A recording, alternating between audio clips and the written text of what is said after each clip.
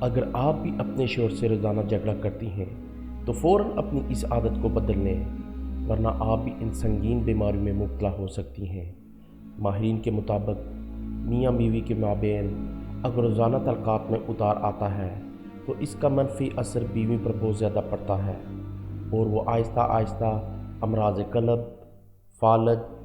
ذیابیطس اور high blood pressure کا شکار ہو جاتی ہیں، جبکہ مرد حضرات اس صورتحال کا اکثر مقابلہ کر لیتے ہیں۔ ماہرین کی جانب سے تحقیق کی گئی جن میں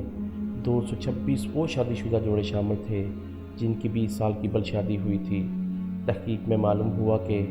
جن جوڑوں کے درمیان گھریلو ناچاکی، معمولی باتوں پر بحث، شک و شبہات رہتے ہوں، ان خواتین کے اندر خوف، افسردگی یا ایسی بیماریاں پیدا ہو جاتی ہیں جو آگے چل کر مہلک ثابت ہو سکتی ہیں۔